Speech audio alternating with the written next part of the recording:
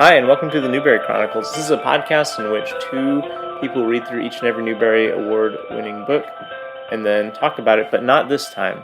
This time is a very special episode because the year 2023, the year of our Lord, 2023, has come and gone. And, Rebecca, tell us your idea. We just wanted to record a special podcast where we talk about some of the books that we've read this year. Both Newbery and non. Yes. So if you're only here for the Newbery discussions, now you can discreetly see yourself to the door. Or you can stick around and see if we're entertaining when we're not talking about Newbery books. Maybe. So anyway, what Rebecca's done is she's come up with categories. I'm saying Rebecca because I don't want to take credit for her extremely, laborious task that she has taken upon herself. So yeah, I think we can just go you can bring up each category. Okay. If there's anything to explain about it, you can say something about it, and then we'll each share which book that we read in 2023 we would put in this category, and this will be just a way to reflect over the various literary journeys we've gone on over the past 12 months. Yes. So before we go into the categories, we just kind of wanted to give an overview of how many books that we read this year. No, Rebecca wanted to give an overview to brag. No, I don't want to brag. The mere statement of the number of books you read will be a brag. We don't have to do that. What we can do is one thing that I just want to plug. I've given a plug for this a couple times on the podcast, but this past year, for the first time, I used the Libby app, which a lot of my friends had recommended. If you're not familiar with the Libby app, it is an app that connects with your local library to give you access to ebooks and audiobooks and probably other forms of books. And through the Libby app, I've been able to access a lot of audiobooks this year, which has allowed me to read a lot more, probably more than I ever have in my life, which is really cool. Another thing about it is that I personally have not read a lot for pleasure since undergrad. Michael and I were both English majors in college. I doubled in social work, and since then I've been working, and Michael's been working too, but I haven't really made a ton of space for leisure reading in my life. Leisure reading? Do you say leisure or leisure? I say leisure, but I think that both are acceptable. Fun I'm sure reading. The OED would support both pronunciations. Right, and I think that part of me too felt this lack of confidence that I couldn't really read capital L literature on my own outside of a class, and so I think that held me back in some ways. But I was like, you know what, this year was a unique year for me also because the majority of this year I have been home with our kids. I've been working in and out, doing little things. But I've had a lot more time around the house doing things. And so one way that I've been able to get through the day with my kids and just with all the things that parenting brings is by listening to books while I do a lot of that stuff. So I just wanted to encourage everybody, if you want to read more or you do already love to read and want access to other things for free without paying for Audible or buying a lot of books, I highly recommend the Libby app. It's been pretty transformational for my year. And I think most major library systems would have access to it. And if you're not into audiobooks, that's totally cool. They have a lot of ebooks as well. But I know buying books is important. It's also cost prohibitive, if you want to just try something out. I think a lot of people want to try something out, so they think they need to buy the book, and there's other ways that you don't have to spend your money, and you can support your local library at the same time. So anyway, that's just a little plug I want to give. This podcast brought to you by the Knox County Public Library. And Storygraph, which was another feature that we used really for the first time this year. Neither of us are on Goodreads, and we just wanted something where we can track what we read that's not sponsored by Amazon. So we found Storygraph, which is a great way to track what you read. They also have reading challenges that are really awesome. I was able to do a genre challenge this year that got me out of my comfort zone and exposed me to different types of books that I would have never picked up on my own or really would have been on my radar. It was also important to me to read from a diverse, a variety of voices is what I'm trying to say. Both people of color, as well as like people who are queer, that aren't always on my radar because that's not what's usually recommended to me or that is in my circle. And so the genre challenge really helped me with that as well. And so Storygraph is super great. The one complaint that I have about Storygraph is they have not curated their system to like communicate like via social media and stuff like that. Like usually at the end of the year, if you're on socials, you see people's books with the pretty covers that you might recognize. That kind of generates more conversation and just makes it pretty and fun. Storygraph doesn't really have a feature for that yet. Like you can do screenshots, but you can't really like transfer in the same way that you can with Goodreads, which is just a drawback, I think, that I'm hoping. Bezos magic. I know, but I'm hoping that that a lot of people are saying that online, so maybe that's a feature that they will work on in the next year. But I really love Storygraph, and I've not utilized this aspect of it yet, but as they get a sense of like your interest, they'll also curate like recommendations for you.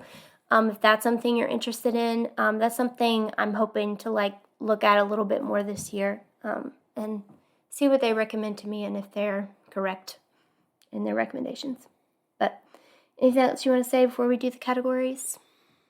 No, except that you've read a lot more than I have this year. So I think that like when choosing books for this category or for these categories, it was a lot more difficult for you than for me, just because of the sheer number that you've read and the sheer different types of But I books. went through some of them so quickly. I feel like you probably retained a lot more. Because number one, Michael does not like audiobooks. It's just that I don't like them on some ideological level. I have Right. trouble paying attention to That's them. what I meant. I lose track of what's happening. So all of Michael's book, he either read physical copies or e-copies, which I do tend to retain more when I'm like looking at it than when I'm listening to it. But regardless, our 6 categories are let's do them one at a time. We can surprise people. Okay. Do we want to go and is there an order? I think you and I have this. Yeah, that's the same order that I have. Well, we'll start for any of the Newbery fans who stuck around. Rebecca, do you want to tell us our first category? Our first category is your favorite Newbery that you read this year. Am I going first? Sure, go ahead. Okay. I talked a lot. I liked From the Mixed Up Files of Miss Baisley, Frank Weiler by E.L. Konigsberg. I had read it before as a kid. Still good. Still great. Still wish I could hide out in a museum and live a subsistence life on change that I found in a fountain. We used to be a proper country where you could do things like that. Mm-hmm. And now we're living in... Cheat your friends in cards. And now we're living in a city that has increased its rent by a larger percentage than any other area in the country right now. And probably increased their security at the museum as well. We're not living in New York, by the way. Right. So I would have to go out of town to stay at this museum. Yeah. Anyway, it's still good. You can go back and listen to our podcast episode where we talk about it, which I believe was back in the summer, maybe August. That was also one of my favorites. It's not the one that I picked. But what I appreciate about that book is it's very funny. It's also very sweet. And just the premise of it is really fascinating. I think she is a woman, right? I think so. She hits all those points really, really well. And this was a new read for me and a reread for you. So that was fun. Well, what was your favorite, Rebecca? My favorite was also a reread for me and a new one for you. And that is Summer of the Swans by Betsy Byers. So Betsy Byers, I did mention this in our podcast episode. She was one of my favorite authors when I was in upper elementary, middle school. I loved her books. And so this was a favorite for me, and I was happy to go back to it and revisit it. And I think her prose is incredible. The voices of her characters is wonderful. simplicity of the story while also like the depth of insight that she goes into with the relationships and the connections between the characters, I think is truly phenomenal. And it's definitely not the most like exciting Newbery that we've read, but I think in terms of its like literary quality, it is superb. A child does run away in this. If Yeah. we want to draw parallels, Yeah, he doesn't that's end true. up. He doesn't end up going to the museum. This runaway is a bit more frightening than the one in Mixed Up Files. I bet their parents are really scared. I know, but I'm saying we never get to see their parents. But right. That was my favorite. Next category, all you Newbery people, goodbye. Because that's the last we're going to mention the Newbery medal in this podcast episode. The next, Rebecca. Next category is a book that surprised you. What surprised you this year, Michael? Surprised and that can be any type of surprise. Like maybe you were surprised at how much you enjoyed it. Maybe you were surprised at what happened in the book. Maybe you were surprised that you got through it. What surprised you? Well, way back in the golden days of the summer, I thought I was going to be teaching an AP Literature course in the fall semester, and that did not turn out to be the case. But as a result, I read a few books that I had been meaning to read over the summer, with the intention of potentially teaching them to the class that I would be teaching.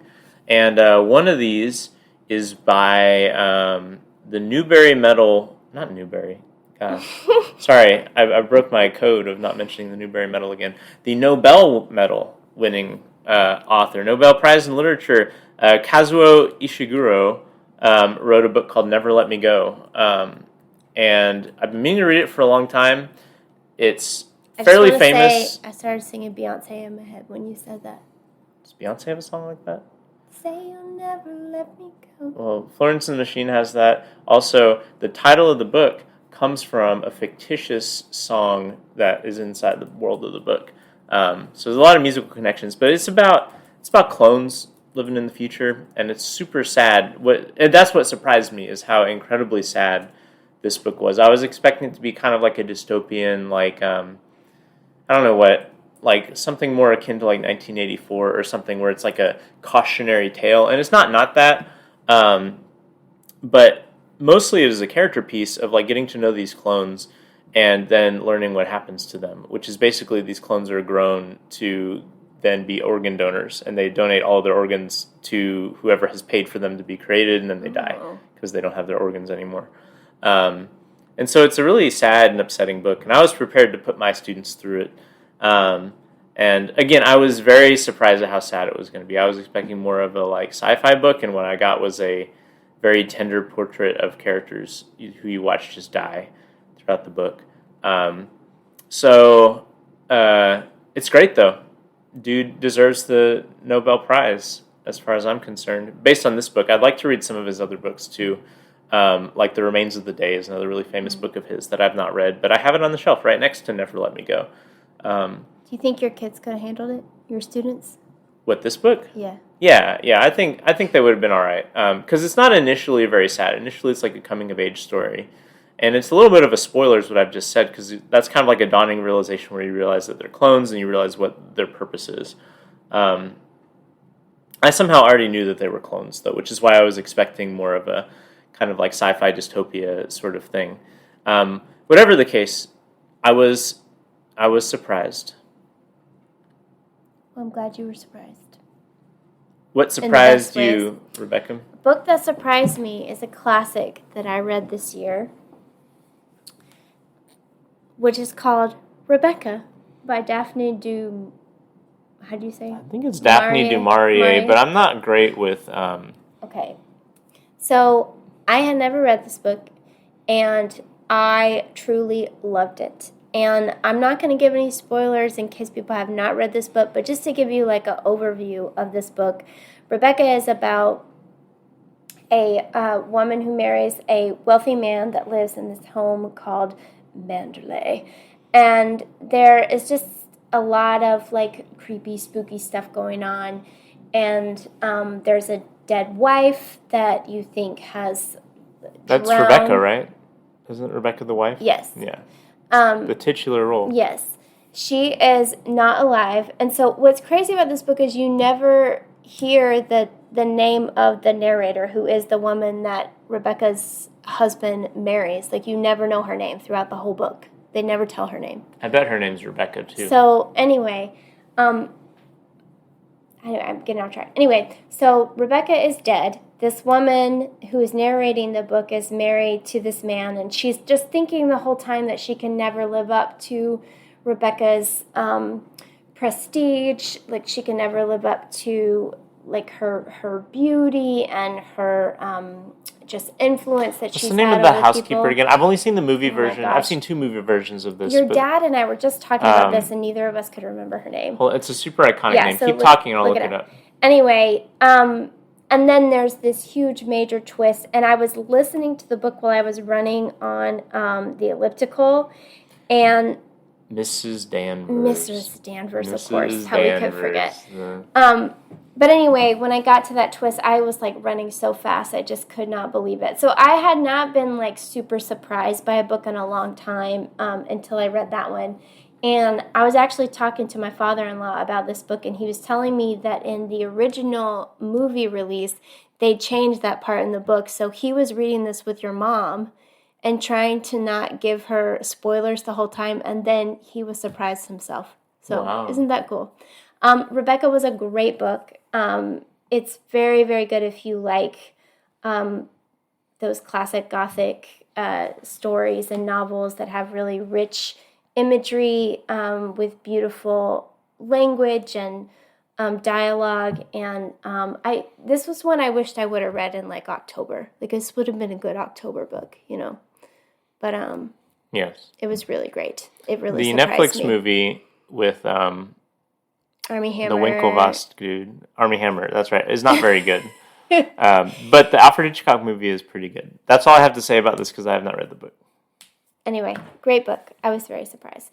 And our third category is a book that made you laugh. What made you laugh? Initially, Rebecca and I put the same book, which you will discuss in a second. So we decided to go for 2 separate books, though. And so the other book is one that I've mentioned on the podcast before that made me laugh. And this is William S. Burroughs' Naked Lunch, which is a truly, truly wild book. Unlike anything I've ever read. Emphasis on the naked part. There's not a lot of lunching going on. But there is a lot of very... You know, this book was actually the subject of the last great obscenity case in the United States because several states wanted to ban this book. And it was taken to court. And basically, you had a whole bunch of artists coming out of the woodwork to defend the artistic merits of this book. And I am not a censorship proponent. However, I definitely understand the obscenity part of the obscenity case. And so this book made me laugh just because it was extraordinarily outrageous. It was like very gross stuff, but described in a way that felt like a Looney Tunes cartoon or something like that. Just really absurd, bizarre stuff that's like like a semi-autobiographical exploration of William S. Burroughs' experience with like all sorts of like drug culture and taking drugs himself and being in what is the city that he's in? Being in this city that was kind of known for this kind of libertine, like anything goes culture. Hold on, I should have looked this up beforehand. Tangiers, before it was re-annexed by,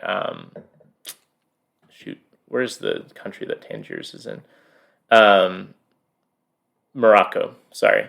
So for a while it became kind of like a Casablanca type place, you know, where like everyone, all these internationals were, and it was kind of like outside of international law. And anyway, this book really leans into that, and it was truly this book surprised me. This book, well, we haven't gotten to some of the other categories, but this book could have been in a lot of the categories, but it did make me laugh at times, and yeah, so that's it. Naked Lunch. Well, a book that made me laugh was one that Michael and I read together. Michael's not quite done I'm with not quite it done. yet. I'm almost done with it. But we read this with a couple of our friends, which was really fun. We read Suttree by Cormac McCarthy. This is only my second McCarthy novel. I've read The Road, and that's the only one. This book is very different than that. It's very meandering. It's very, we've been talking together and with our friends about how this one is similar to a William Faulkner novel. But there's like so much happening in this book and hardly anything at all is what this book is kind of it's like. Basically this character who's basically made the choice to be a vagrant. Just walking around Knoxville in the 1950s, having misadventures with the people that he encounters. And sometimes it's kind of like serious or even scary, but a lot of times it's really goofy and funny. Yeah, and McCarthy is like really experimenting with language and imagery and characters in this book, like using $5 million words when you don't really need them, but doing it in a very artistic way. He's really just really high quality of imagery, and language is amazing. But it is so funny at parts. Like the dialogue between the characters is so funny. It's also set in Knoxville, which is where we live. But it's so disgusting. Like I told Michael, I was like, I don't know how he can manage to make a cup of coffee sound as gross as he does when it's not even supposed to be gross. It's just your average cup of coffee. But the imagery is just so much so that everything is just, you don't really have to imagine anything in this book because he's going to tell you exactly what it looks like, but in a very beautiful way. But it's also really fun. It's also really funny. Sometimes it's funny because it's gross, but other times it's funny because it's just really funny. Yeah, like he gets the voices of Appalachia really well, I think, or just like people that are hanging out with their friends, like how they talk. Or there's this one character in particular, his name is Harrogate, who's always up to some hijinks. Yes. Some harebrained scheme. Some of his hijinks Michael found to be more funny than I did, and I just found them deeply concerning. But he is always funny. He is always very funny. There's this one part, I'll just say one thing. So he is also kind of vagrant, like Suttree. They've met in prison, and they've both been released in prison, and they're just like turned out on the road, and they have to figure out how to make a life for themselves. And so Harrogate is always trying to make money, and one of the ways that he decides to make money is the health board has realized that there's an outbreak of rabies among the bat population, and they're really looking to get it under control and to study it so that they can be ready in case humans get it. And so they're offering, is it 50 cents per bat that people bring in? If a person sees a dead bat, they can bring it in and they'll give them cash for it. And so Harrogate finds out about this, and he's like, well, I got a plan. And so he convinces Suttree to get him like strychnine, and then poisons this meat, and then makes this ramshackle raft that he like floats on the Tennessee River under this bridge where there's all these rats, and takes a slingshot and slingshots this poisoned meat up into the air, and the bats will come down and eat it, and then just drop into the water, and he'll scoop them up into this bag, and he gets like a bag full, so he's like Santa Claus with a big bag, carrying around this big bag of bats, and he gets stopped by the cops, and the cops are like, what's in your bag, son? And he opens it up, and they're just shocked, and he goes to the health board, and the health board is like, we're not going to take all these bats. But he gets a free dinner out of it, and he feels like he's had a successful day. Right. He's like, well, those guys are pretty smart. They're on to me, but at least I got a free meal out of it. Anyway. And this book is not a comedy, really, but it's very comedic at the same time. There's a quote on the back of my book that compares it to Huckleberry Finn, and the tone is very similar in the sense of, like, it's this character who's kind of, like, allows himself to get swept up with all these other people, and like undergoes like weird adventures with them, and sometimes the weirdness is really funny, and they're all very colorful. Anyway, that was the book that I would say made me laugh the most too. And that's when I was not only grateful to read it with you guys, but grateful to read like a physical copy of it, because I did have to go slower and pay more attention. Oh, yeah, this book would be difficult as an audiobook. It would be difficult, and also I just feel like you would miss a lot. Like this book is made to like kind of read slowly. I feel like kind of kind of sip on it while everybody else is sipping on all sorts of things. But anyway. What's our next category, Rebecca? It was a great book. It made me laugh. You saying I'm talking too much? No, I thought we were wrapping up, so I was going to just give us a little push in the right direction. Category number 4 is a book that made you think. So a book I read, honestly, mostly last year, but I ended up finishing it this year, is a book called The Dawn of Everything, A New History of Humanity, which is by David Wengrow and David Graeber, R.I.P. David Graeber, the great, what would you call him? Historian, economist, theorist, somebody. But anyway, like, this is basically them looking over, like, basically both of them kind of realized there's been all these new archaeological discoveries, and one of the things about our modern world is that, like, fields of study will have knowledge generated before it gets out into, like, public, like, common knowledge. And so there's this kind of existing idea of, like, what, like, this idea of, like, the progress of the human race. We started as hunter-gatherers, then we made cities and agriculture, and then that created monarchies, which led to feudalism, which was overthrown by, the mercantile revolutions and stuff like that, and became capitalism, which, there's, like, this kind of progressive view of history that, like, basically people have had since the Enlightenment. And by people, I mean, like, Europeans, because they're very pointed in saying that this is not, like, a universally understood way that humans progress. And in fact, what they were saying is that, like, there's all these archaeological discoveries that kind of indicate that human society doesn't progress linearly. There are all sorts of indications of, like, people groups who were hunter-gatherers and then created settlements and cities, and then later on went back to hunter-gathering. There are all sorts of, like, configurations of human society, like, contemporary now, but also, like, in the archaeological record that indicate that, like, there's forms of, like, organizing, human beings that don't really fit into those categories that we think about it. Like, there are some people groups in the past and some still today that are kind of migratory for some parts of the year, but then will return to settlements that they have made.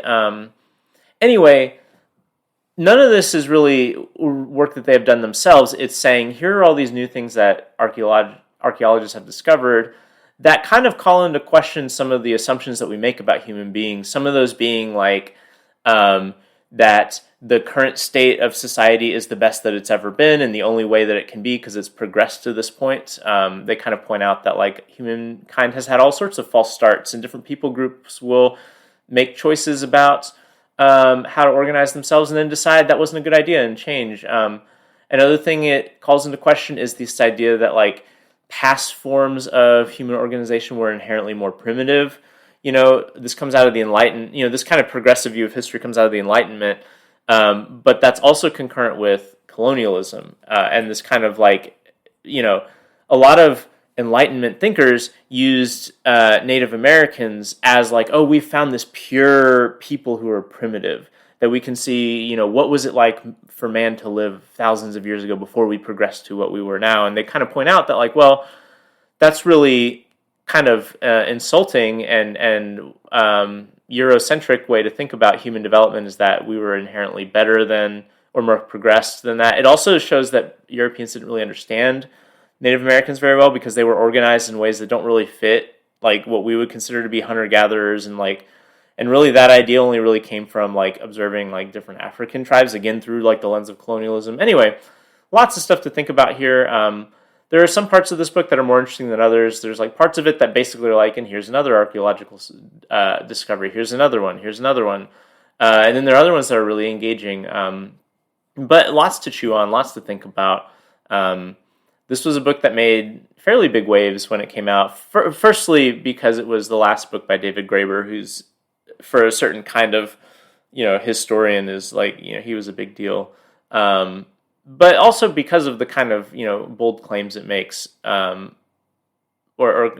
about, like, how people understand history. And there's been criticism of it. There's been people who have embraced it, and it's just, good food for thought. Anyway, what made you think this year, Rebecca? Yeah, you were reading that one for a while. It's pretty big. It's like a tome. Yeah. Well, a book that made me think was a book called Soil, The Story of a Black Mother's Garden by Camille T. Dungy. And I'm looking at her Wikipedia page, and she is also a poet and a professor. But Don't you know it? this book she wrote in 2023. I'm trying to see if it got any awards because I really enjoyed reading this. And I do not remember how it got on my radar. This is not one that was recommended to me. I must have seen it on a list or something. I really cannot remember how it was recommended to me. But this is a book of essays that basically what she had set out to do was to write her own Annie Dillard Pilgrim at Tinker Creek. Is that right? That is an Annie Dillard book, okay. yeah. I just never get the title right of Dillard's book. But anyway, she was setting out to write this naturalistic collection of essays. But as she was writing it, she reread Dillard's Tinker Creek and started to really examine ways in which even that book is written very much, not even that book, but that book is written very much through a white lens and also influenced by, even though it was written by a woman, really influenced by male editors and other influences that would have wanted her writing to look a different way. And so what Dungy really does is talks about her perspective as a mother and how frustrated she gets when she reads a lot of naturalistic literature written by men. And there's this little part, I listened to the audiobook, which was such a gift because she's reading it. And there's this part where she makes up this little song with her daughter. I'm not going to sing it, but it's about here I am walking in the woods by myself. And it's just like this little joke to them that, you can just take all of this deep reflective time and devote just to nature and science and writing for other people, whereas women are not always afforded that opportunity. And if men are encouraged to take those opportunities, sometimes it's very much to the detriment of other people in their lives that also need their care. And so what she does intentionally is not only like write about nature in a very appreciative, beautiful, insightful, literary way, but she also brings her insight both as a Black woman and as a Black mother into that story in a very just beautiful way. I am not a gardener. I kill plants. I don't attempt to garden. I like the idea of gardening. I have some rosemary in my garden. I was about to say, don't sell yourself short. That rosemary has lived for like 2 years now. But I intentionally picked plants that don't need a lot of care from me. And so for me to not have a lot of this knowledge and to hear her write about plants in such a beautiful way and to tie how some of those plants have survived in adversity and really bringing her perspective into that as a Black woman in America was truly beautiful. She also talks a lot about, I want to say in this book, she and her family are living in Colorado. I know she was born in Denver. I can't remember where. It's been a while since I've read this book. But whatever she's living, she's also talking about how she's rewilding her yard and what her neighbors are saying and what it's. I've been trying to get Rebecca to let me rewild our yard. I have not been against it. You haven't, but for me, rewilding means I don't mow the lawn. Right. Well, there's, anyway, this book was really great, and it really made me think, and I just think it made me learn about things that I wouldn't otherwise learn about, but also like her just background as a poet, as a mother, and as a woman was just truly beautiful. And the way she tied all those together. I'm really trying to get some more people to read this book because I think it was really well done. So that book made me think. So our fifth category is a book that you really want to talk about. Well, for me, this is where I was going to put Naked Lunch. Okay. There's also another book later on for our sixth category that I also was going to put. But surprisingly, no one wants to talk to me about Naked Lunch. So I put it in the Made Me Laugh category. So another book that I would like to talk about is a book I mentioned just on our last episode, Looking Glass Sound. I just finished it. It was the last book I finished in the 2023 calendar year.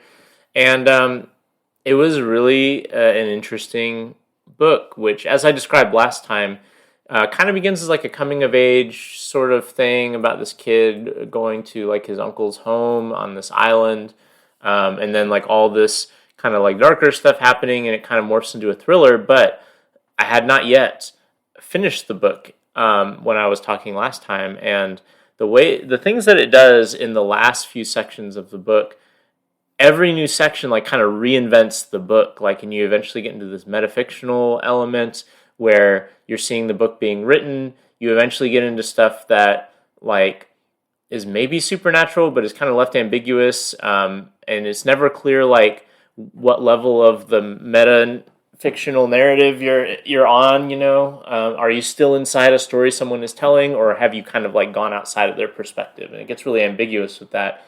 And I just thought it was really interesting, and I would have loved to have gotten people's takes on it. So Looking Glass Sound, it just came out this year. It was every year I try to read at least a few books that come out in that year. And How is that one on your radar? I'm trying to figure out how people learn about. Well, what I usually do is during a break, like a summer break or a winter break from school, I go on Google, and in the summer, usually by people I mean like the New York Times or NPR or whatever, have said the best books of 2023 so far. And then by December, they've released the best books of the year. And so I like trawl a bunch of those lists and then see which ones the library has copies of. Okay. So that's my very unscientific way of finding these. And so this was available at the library at the right time. It was not, of all the books that I found, it was not the book that I would have prioritized reading. But I ended up being glad that I read it. And I'm glad it was the one available to me. So, what book would you really like to talk about with somebody, Rebecca? This was hard because there's a lot of books that I want to talk about. But I picked this one because when I finished it, I was grieving and so surprised that I really wanted to talk about it to somebody. And I even went on Facebook and said, "Will anybody talk to me about this book?" And nobody would talk to me did. about it. In fact, there's a woman at our church who read this book, and I tagged her. You did. I tagged Rebecca in that post and saying, "You need to talk to Rebecca about this book," and she said nary a word. She has yet to say anything. The book is Bel Canto by Ann Patchett. This book was written in 2001. I just discovered Ann Patchett this year, guys. I know she's been around for a long time, and she's been well acclaimed for a long time. But so this summer, Michael and I took an anniversary trip when we went to Nashville. Ann Patchett owns a bookstore in Nashville called Parnassus Books, and it's a truly beautiful bookstore. But all of her books she has on display in the front, and she has signed every single book in there that's written by her, which is really awesome. She also has, I'm going to talk about the book, but I just want to give a shout out to Parnassus, even though I've done that every time we talked about this on the podcast. It's a really lovely bookstore. It truly is, and I wish more bookstores existed like this. I'm sure that they do, but I don't get to go to them. Regardless, I also really love how she promotes local artists in the area. She and Kate DeCamelo are friends. This was a really sweet thing. Like right before we went to Parnassus Books, like we had already planned to go there because we had read about it. We being me, and I follow Kate DeCamelo on Facebook, and she had made this post that a kid had sent her 2 little stickers of a mouse reading a book. And she kept one for herself, and then she sent one to Ann Patchett, and Ann Patchett hid the sticker in her bookstore. And so I just got over the moon excited, and we went there, and we found the sticker, and then we came back with our kids later on and let them find the sticker. It was just a really sweet adventure. This place is so cute. I'm just smiling talking about it.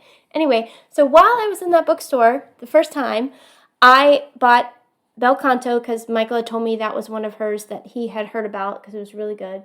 And it was fantastic, you guys. It is so good. And I'm just now finding out, as I'm looking at the Wikipedia page, they made it into a movie in 2018. Really? I don't remember that at all. Well, maybe it wasn't I'm fairly good. plugged into the movie. Maybe it wasn't stuff. good, but it has Julianne Moore in it. Oh. So and anyway, Ken Watanabe. I don't know who that is. Anyway, go ahead. Anyway, this book was fantastic. It is based on the Japanese embassy hostage crisis, also called the Lima crisis, from 96 to 97. Basically, this entire book happens over several days in one house. So she wanted to write a book in kind of that Anna Karenina style that's like really going from like one narrator that's promoting all these different voices in one room.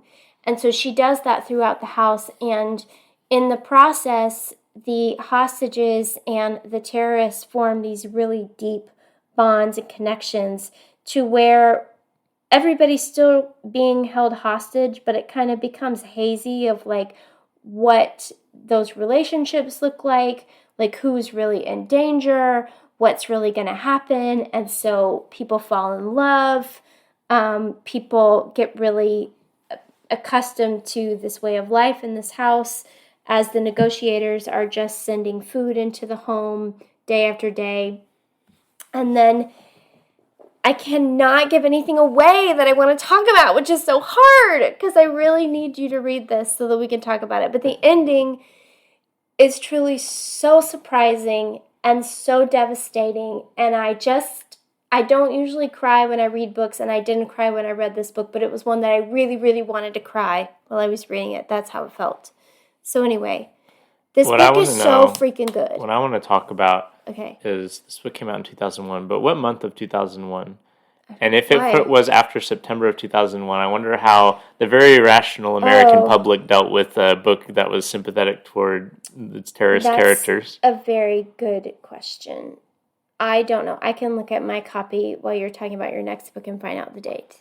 But this book is superb. Ann Patchett is wonderful. When we went back to Parnassus Books when we were meeting my parents for something. It's not important. Oh, it was for Katie's birthday. Regardless, you're right, it's not important. But we went back, and I picked up another book by her at the Dutch House and read that this year. I listened to it. I picked up the copy, but then I ended up listening to it. And I'm really glad I own it because that book is fantastic as well. I'm going to stop talking now. Our next category, our last category, is a book you're proud of yourself for reading. Michael, I turn it over to you. Yeah, so this book could have been in a number of categories. Books that surprised me, books that made me laugh, books that made me think, books I wanted to talk about. And I mentioned this, I think, in the podcast a long time ago when I was reading it over the summer, and that was James Joyce's Ulysses, which is kind of like, it's kind of like a Mount Everest novel for like a certain type of reader. This long, experimental, really highly influential novel about this character who is just spending a day in Dublin, Ireland.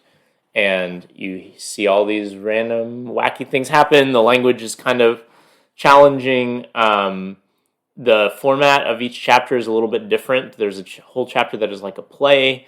It's very long. It's like 100 pages. There's like a chapter where it's like mimicking different stages of the English language. So like the early parts of the chapter are meant to sound like Old English, and then the later parts are meant to sound like various authors like Charles Dickens. It's a book that like I'm not gonna lie and say that I understood everything about it, or that I enjoyed every part of it. Although there are parts of it that I enjoyed quite a bit, and overall I really liked the book. But I'm glad I finally sat down and read it. And I didn't just read this. Years ago I read Dubliners, which is a short story collection that James Joyce has, and then Portrait of the Artist as a Young Man, which is a kind of short novel. It's more of a novel, I guess, than a novella that James Joyce wrote. And I read both of those leading up to Ulysses, and I'm glad I did that all. I'm proud of myself for going back and rereading those two books, because I don't often reread books. But I think it was really beneficial. And I also was doing it concurrent with one of my friends who's also been reading Suttree with us. And so I was able to talk about it with him. We would meet up occasionally and talk about what we thought about the book so far, and just that They whole were experience. really cute, and they would meet at an Irish pub We would or a Scottish pub if the Irish pub was too Closed. full or closed, and it was really sweet. It was a lot of fun, and I'm proud of myself. Shout out to Andrew. We can talk about our friends. Yeah, Andrew, who occasionally listens to this podcast. So if you're listening, I'm proud of us for having made it through Ulysses, because it's a book I've been meaning to read for a long time, and I'm glad I finally did it. Rebecca, what book are you proud of yourself for having read? Well, before I say that, I just want to say this book does not say, Bel Canto does not tell me what month it was published. So Well. you just have to. We'll just have to imagine the gracious, generous space that the American public left for books about terrorism that didn't result in a, Also, war on terror. It won the Penn Faulkner Award. So that's another William Faulkner comes again. great book. Okay, the book that I'm proud of myself for reading is Orlando by Virginia Woolf. But another high modernist Yes. classic. Yes. This was my first Woolf novel. I've read some of her essays before, but I had never read one of her novels. And it took me a really long time. I just tried to search for Orlando on Wikipedia. It took me to Orlando, Florida. That's not what I want. It's Anyway, a different kind of high modernism you find in Orlando, Florida. It is. The subtitle of Orlando is a biography. And it is actually not a biography. She wrote this novel, and it's like semi about her partner, her lover. What was her name? Oh my gosh, I want to find this out for you guys. Isn't it Vita Sackville West? It is. I'm just reading Wikipedia over your shoulder. And this is supposed to be like this epic love letter to her, but if it is, like, Virginia Woolf is really mean to her. Like, she's really making fun of her. Like, Orlando is this character who halfway through the book just becomes a woman. Like, she is no longer a man, and there's no explanation for this. Like, this was I don't know. Like, this book was published in 1928, so this would have been like way before being transgender was even really in the conversation in like modern society or anything like that. And so I think it's really advanced for its time. Also, this book is like really plays with time in the most like crazy way. I don't have any other way to say it. It spans centuries, but it follows this one character, Orlando, throughout all the time. And there's no explanation for why it's now modern day time or why we've jumped into this other era all of a sudden. Like, there's no explanation for it. It's just very artistic and wild with the way that she plays with time. But the way I'm going to say she was like mean to Sackville West is that she's making fun of Orlando the whole time, that she's always writing this book that is actually not very good, and apparently that was Virginia Woolf's way of like poking fun at her that she wasn't really a good writer. I just think that's really mean. But anyway, this book is one that any other year I would have said I probably won't be able to read that outside of a class. I won't get it. I won't understand it.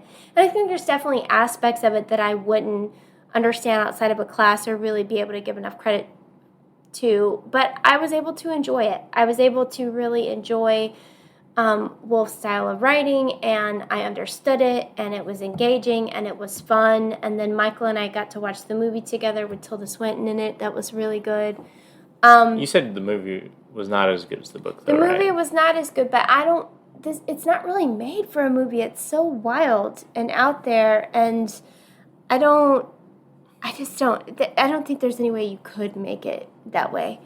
Anyway, so I was really proud of myself for reading this book, and I really enjoyed it. And I'd like to do more research on my own that I haven't, either don't remember or haven't done, but this was really good. And I think you should read it, Michael, because I think you would like it. I've read other Virginia Woolf novels, and I really like those, so I plan on reading it sometime. It also just entered the public domain at this new year. No, it was one of the books that is now in the United States in the public domain, so I may be able to just download it onto my Kindle, like I've done with other books. Yep. So, well, that's all our categories, right?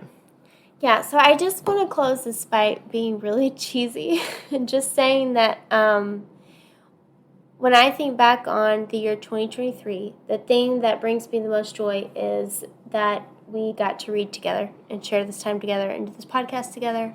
And I love you. And I love you too. Thanks for reading with me. I have really enjoyed this as well. It's good. I've said this many times. And I think I even said this early on in the podcast, is that reading is not something that I've been able to share with a lot of people in my adult life. But this year I've actually found lots of ways to share it, not just with you, but like reading Suttree with the whole group, and then reading Ulysses with our friend Andrew, and then of course this podcast. So it's been a great year to be a reader. Yeah, it has. So, and I just also think we've talked about this a lot on this podcast before, but like the world is just so scary and so awful. And one of the ways that we try to make it beautiful and try to make meaning out of it is telling good stories. And I really do think they have the power to change the world. Telling a good story, reading a good story, listening to one another's stories. So I'm grateful for this art form, and grateful for whoever's listening to this podcast that gives us an excuse to talk about it. So am I. All right, well, next time we'll be back to the Newbery Medals with the 1922, I think, early 1920s Voyages of Dr. Dolittle by Hugh Lofting, the sequel to the original Dr. Dolittle. So, yeah, hope to have you listen to us then. Yep. Thanks for listening. Bye.